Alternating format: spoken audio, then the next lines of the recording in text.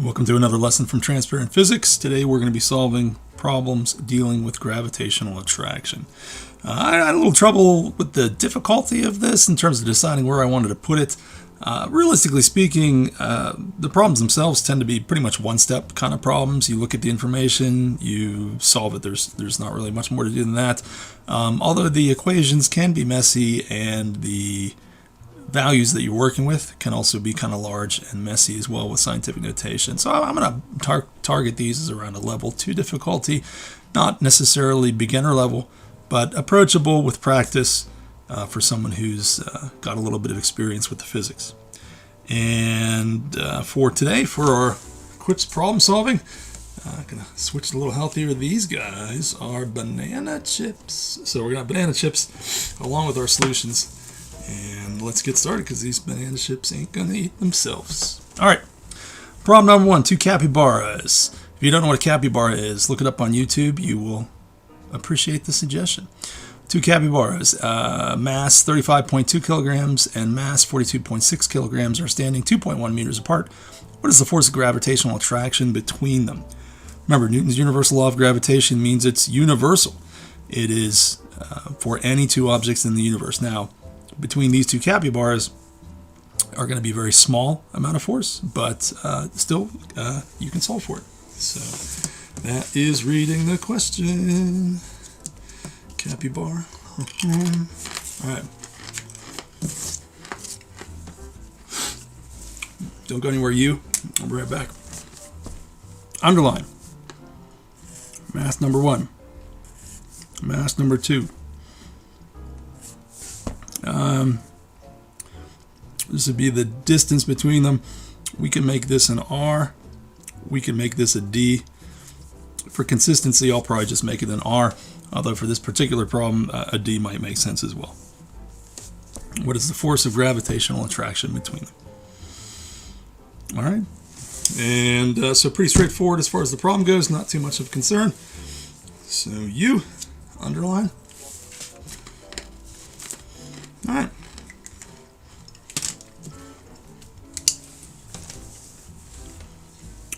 Information. So a capybara is the largest ground rodent in the world. They kind of look like big mutant guinea pigs, kind of. They're pretty cute. And lots of nice videos about them on YouTube, so check out a capybara video if you have the chance.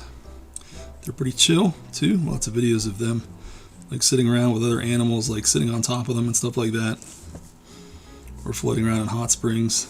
So, all right. Capybara A, capybara B. MA equals 35.2 kilograms. MB equals 42.6 kilograms. And the distance between them, again, we could say R or D, 2.1 meters. In this case, all the units are well scaled, kilograms, meters, so we don't have to convert any units at all. And we are looking for the force of attraction between them. And without any manipulation at all required, we're just going to hop right into Newton's universal law of gravitation. So it's F equals G, M1, M2, R squared, or D squared. And there's absolutely no manipulation to be done at all. We're just going to plug and chug. Now, G, remember, is the universal law, or the universal gravitational constant. G is always going to be equal to 6.67, 10 to the negative 11th. That's a negative 11 there. Newtons, meter squared per kilogram squared. And we have our 2 masses, 35.2 kilograms, 42.6 kilograms.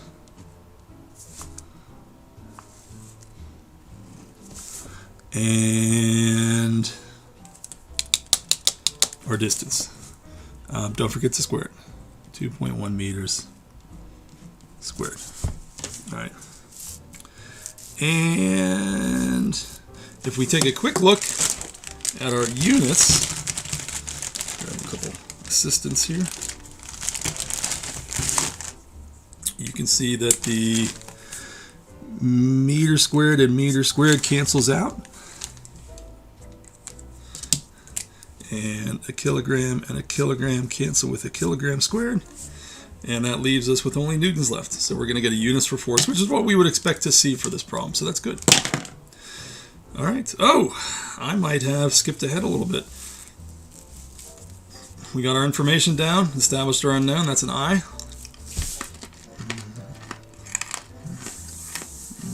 We got the equation, values plugged in, ready to solve. Q, U, I, P, and then finally the solution. So let's plug it. Now, do not underestimate the solution part of it. It is very challenging in this section to get these answers to work out on your calculator. Let's take a look. 6.67. Scientific notation. -11 times 35.2 times 42.6 divided by the quantity 2.1 squared.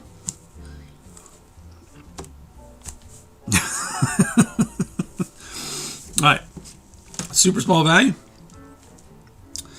So that is 0. Oh my goodness, am I going to write this? I'll write it out the long way first. 1, 2, 3, 4, 5, 6, 7.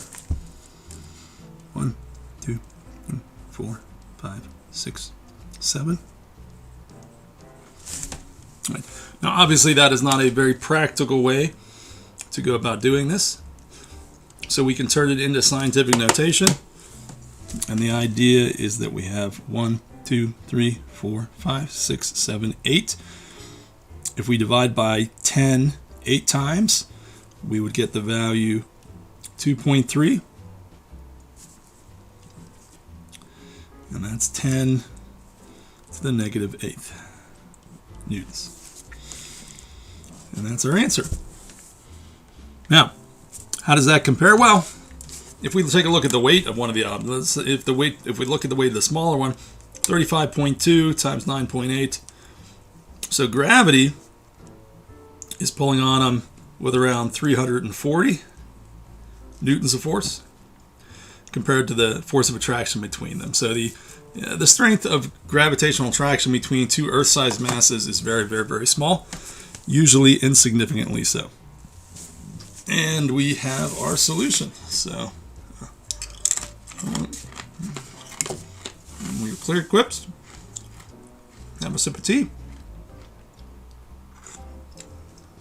Get ready to move on. I got a big bag of banana chips. So let's get used to seeing this. All right, next problem. Another Newton's universal law of gravitation problem. Modified form of the equation, though. All right, so take a second, read the problem while I set up my banana chips.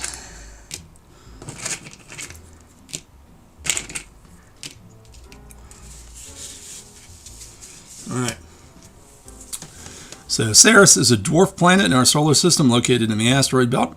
Ceres has an object radius of 469.7 kilometers and a mass of 9.38 times 10 to the 20th kilograms. And in comparison, that's a little more than 1% of the moon's mass. So it's a pretty small object. What is the acceleration due to gravity if you were standing on Ceres? I do try to watch out for a radius. Sometimes it's an orbital radius, and sometimes it's a radius of the object itself. But Ceres was discovered, I forget what year it was first discovered. And again, it is round. So when they were rethinking about planets, about what's a planet and what's not, they were actually thinking of maybe bumping Ceres up to planet level, because it is large enough that its gravitation pulls itself into a round shape. But all right. but obviously it was not added. So they made the requirement more strict by saying that things had to clear a path in its orbit or something along those lines, which Ceres obviously hasn't because it's hanging out with a bunch of asteroids. So the radius is 469.7 kilometers, and the mass is 9.38 10 to the 20th kilograms. And if we were standing on the surface of Ceres, what would be what would the acceleration due to gravity be that's acting on us? Okay. We have to watch out for this. They give us one of the values in kilometers. Also, always check to see if they're giving you a radius or a diameter. They do say radius here, but that's a little trick sometimes they'll do. They'll give you the diameter. Don't fall for that one. 469.7 kilometers. We can't use kilometers. We got to convert it to meters.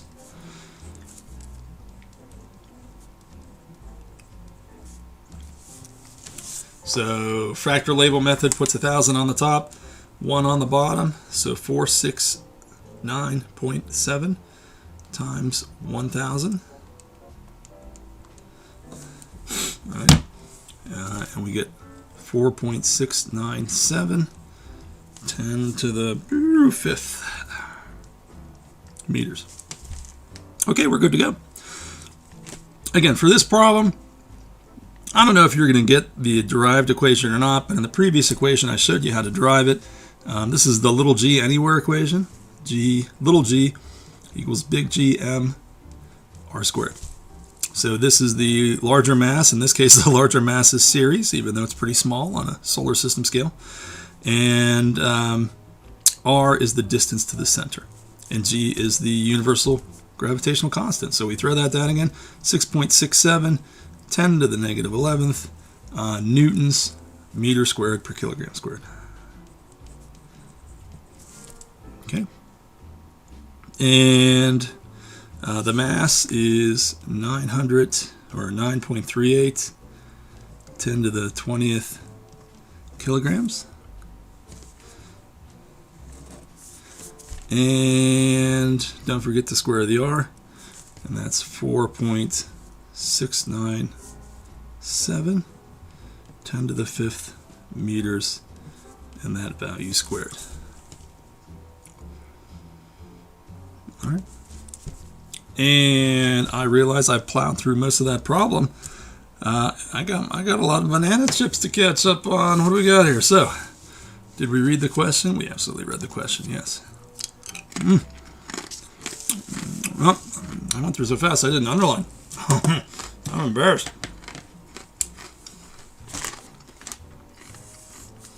It's a little silly to do this in hindsight, but I have a reputation to protect. Capital M. Acceleration due to gravity. Now, I've earned my banana chip.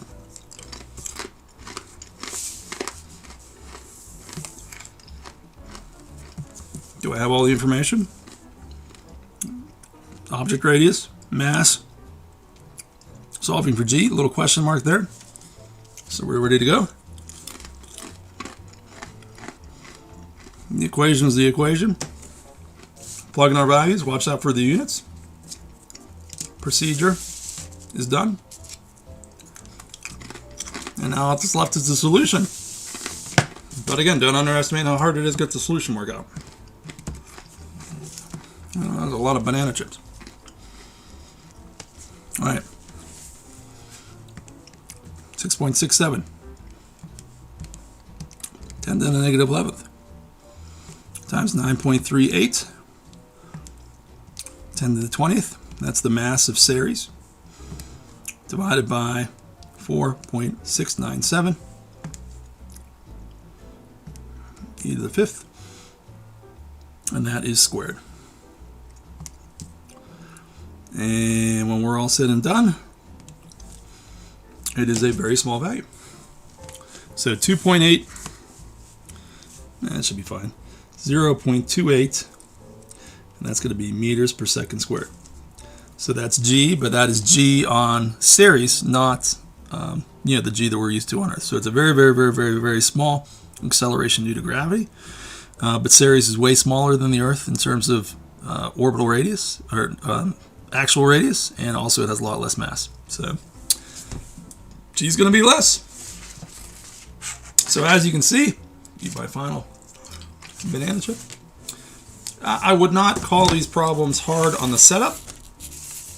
It was pretty much ready to go as was, and pretty much ready to go as is. The hard part is when you actually go to plug stuff into the equation. So don't let your guard down when you're close to the end of the problem. I'm going to eat my banana chip. Wash it down with a cup of tea. All right. Banana chips. Who thought it'd be a good idea to just take a banana and make it like crunchy? I don't know. Whatever it was, pretty good idea. All right. So that's working with some equations of Newton's universal law of gravitation and some variants thereof. I hope that working this out has helped you understand how to solve these problems out a little more. And thanks for making physics a little bit clearer with transparent physics.